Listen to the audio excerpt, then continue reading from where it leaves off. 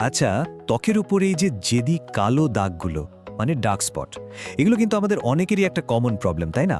আর সবচেয়ে হতাশ লাগে যখন অনেক চেষ্টার পরেও এগুলো যেতেই চায় না। তো প্রশ্নটা হচ্ছে কেন কেন এগুলো এত জেদি? আজকের এই আলোচনায় আমরা ঠিক এই ব্যাপারটাই বোঝার চেষ্টা করব, একদম গোড়া থেকে। আর অবশ্যই এর সমাধান কি হতে পারে সেটাও জানব। তাহলে চলুন দেখে নেওয়া যাক আমাদের আজকের আলোচনার রোডম্যাপটা। আমরা কথা বলবো ডার্ক স্পট জিনিসটা আসলে কি, কেন হয়, কিভাবে আটকানো যায়, আর কি ট্রিটমেন্ট অপশন আমাদের হাতে আছে। সেই সাথে জানবো ধৈর্য আর ধারাবাহিকতা কেন জরুরি, আর কখন একজন প্রফেশনালের কাছে যাওয়া উচিত। তো প্রথমেই চলুন জেনে নেই এই ডার্ক স্পট আসলে কি। মানে এর পেছনের সায়েন্সটা যদি একটু বোঝা যায় তাহলে দেখবেন সমাধানটাও অনেক সহজ হয়ে যাবে। ডাক্তারি ভাষায় এর একটা গাল ভরা নাম আছে, হাইপার পিগমেন্টেশন। ব্যাপারটা খুব সহজ। আমাদের সবার ত্বকের রঙের জন্য দায়ী একটা পিগমেন্ট থাকে যার নাম মেলানিন। যখন ত্বকের কোনো একটা অংশে এই মেলানিন প্রয়োজনের চেয়ে অনেক বেশি তৈরি হয়ে যায়, ব্যাস তখনই সেখানে একটা ডার্ক স্পট বা কালো ছোপ তৈরি হয়। আর এই পুরো ব্যাপারটা ঘটে মূলত 3টা ধাপে। ভাবুন, প্রথমে কোনো একটা ট্রিগার কাজ করে, যেমন ধরুন তেজ রোদ লাগলো বা একটা ব্রণ হলো। এতে ত্বকের মেলানিন তৈরির কোষগুলো মানে মেলানোসাইট জেগে ওঠে। এরপর টাইরোসিনেজ নামে একটা এনজাইম এসে মেলানিন উৎপাদন একদম বাড়িয়ে দেয়। আর সবশেষে এই বাড়তি মেলানিনগুলো ত্বকের উপরের স্তরের কোষে গিয়ে জমা হয়, আর ফলাফল একটা দৃশ্যমান কালো দাগ। আচ্ছা, তাহলে এখন প্রশ্ন হলো, এই যে ট্রিগারের কথা বললাম সেগুলো কি হতে পারে? মানে কোন জিনিসগুলো মেলানিন প্রোডাকশনকে হুট করে বাড়িয়ে দেয়? চলুন কারণগুলো একটু দেখি। কারণটা ধরতে পারলে কিন্তু সমাধানের দিকে এগুলো অনেক সহজ। এর পিছনে কিন্তু অনেকগুলো কারণ থাকতে পারে। সবচেয়ে বড় কারণ হলো সূর্যের আলো, বিশেষ করে ইউভি রশ্মি। এরপর আছে যে কোনো ধরনের ইনফ্ল্যামেশন বা প্রদাহ, যেমন ব্রণ, একজিমা। অনেক সময় হরমোনের পরিবর্তনের কারণেও হয়, যেমন প্রেগন্যান্সির সময়।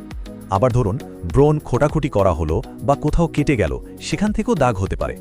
এমনকি কিছু ওষুধ বা কড়া কসমেটিক্স ব্যবহার করলেও কিন্তু ডার্ক স্পট দেখা দিতে পারে।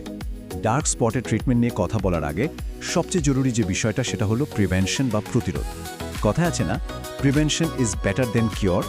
ডার্ক স্পটের ক্ষেত্রে এটা 100% সত্যি। এটাই কিন্তু আমাদের আসল সুরক্ষা বর্ম। আর প্রিভেনশনের কথা বললেই প্রথমে আসে সানস্ক্রিনের কথা। দেখুন বিশেষজ্ঞরা কি বলছেন। সানস্ক্রিন পরা এবং এটি সম্পর্কে সজাগ থাকা ডার্ক স্পটের চিকিৎসা করতে পারার মূল ভিত্তি। ব্যাপারটা একদম সহজ। যত দামি ট্রিটমেন্টই করা হোক না কেন, সানস্ক্রিন ছাড়া সবটাই বৃথা। ভাবুন তো, মাত্র একদিনের রোদ কয়েক মাসের মেহনত নষ্ট করে দিতে পারে। তাই স্কিন কেয়ার রুটিনের প্রথম এবং সবচেয়ে গুরুত্বপূর্ণ ধাপই হলো সানস্ক্রিন। আর রোজকার ব্যবহারের জন্য অন্তত SPF 30 কিন্তু মাস্ট, এর নিচে হলে চলবে না।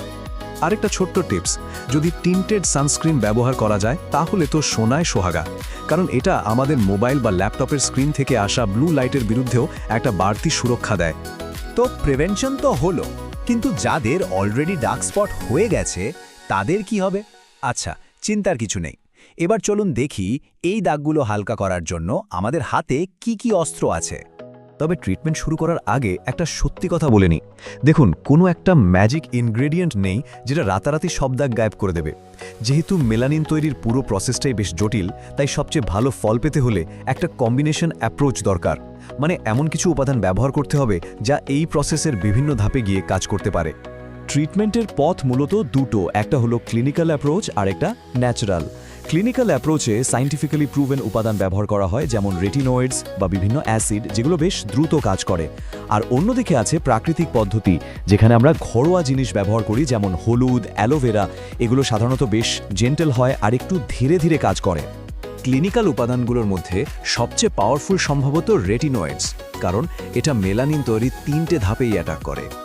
এরপর আছে ভিটামিন সি, যেটা একটা দারুণ অ্যান্টিঅক্সিডেন্ট আর ত্বক উজ্জ্বল করে। হাইড্রোকুইননকে তো ডার্ক স্পট ট্রিটমেন্টের গোল্ড স্ট্যান্ডার্ড বলা হয়। এছাড়াও কোজিক অ্যাসিড, অ্যাজেলেইক অ্যাসিডের মতো উপাদানগুলো মেলানিন তৈরি কমিয়ে দেয়। আর নিয়াসিনামাইড বা গ্লাইকলিক অ্যাসিডের মতো উপাদানগুলো ইনফ্ল্যামেশন কমানো বা ত্বকের উপরের স্তর এক্সফোলিয়েট করে দাগ হালকা করতে সাহায্য করে। এবার আসি প্রাকৃতিক উপাদানে। যেমন ধরুন পেঁপের মধ্যে থাকা এনজাইম কিন্তু ন্যাচারাল এক্সফোলিয়েটর হিসেবে কাজ করে। হলুদের অ্যান্টি ইনফ্লেমেটরি গুণ দাগ কমাতে সাহায্য করে। অ্যালোভেরা ত্বককে ঠান্ডা রাখে। লেবুর রসে প্রচুর ভিটামিন সি আছে, কিন্তু এটা সরাসরি ত্বকে লাগানোর ব্যাপারে একটু সাবধান থাকতে হবে, কারণ অনেকেরই এতে স্কিন ইরিটেশন হতে পারে। একটা অন্যরকম দৃষ্টিভঙ্গিও কিন্তু আছে, যেমন আয়ুর্বেদ। আয়ুর্বেদ অনুযায়ী ত্বকের সমস্যা আসলে ভেতরের কোনো ভারসাম্যহীনতার লক্ষণ। ডার্ক স্পটকে ওরা পিত্ত দোষের সাথে যুক্ত করে, মানে শরীরে ভেতরের তাপ বেড়ে যাওয়া। তাই এর সমাধান হিসেবে ঠান্ডা জাতীয় খাবার খাওয়া আর স্ট্রেস কমানোর ওপর জোর দেওয়া হয়। তো যে পদ্ধতি বেছে নেওয়া হোক না কেন, দুটো জিনিস কিন্তু লাগবেই। 1 ধৈর্য, আর 2 ধারাবাহিকতা। কারণ ডার্ক স্পটের ট্রিটমেন্ট কোনো ম্যাজিক নয় যে রাতারাতি সব ঠিক হয়ে যাবে।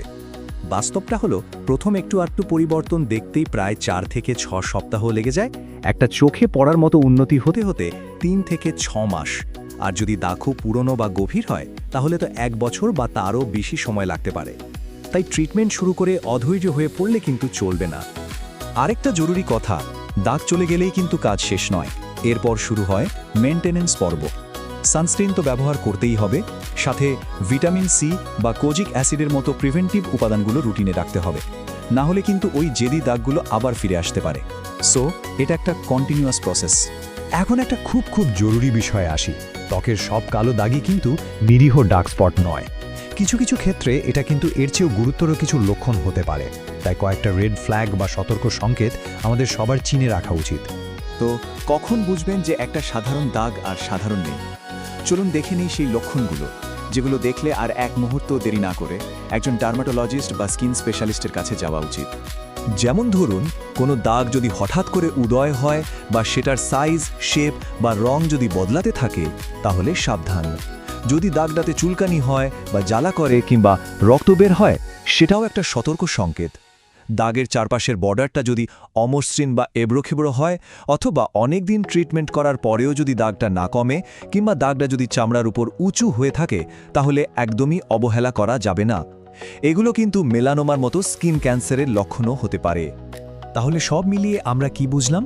ডার্ক স্পট বেশ কমন একটা সমস্যা, কিন্তু এর সমাধানও কিন্তু রয়েছে।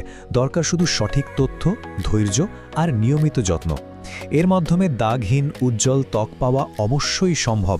ত্বক তো আসলে জীবনেরই একটা প্রতিচ্ছবি, তাই না? এখন প্রশ্ন হলো,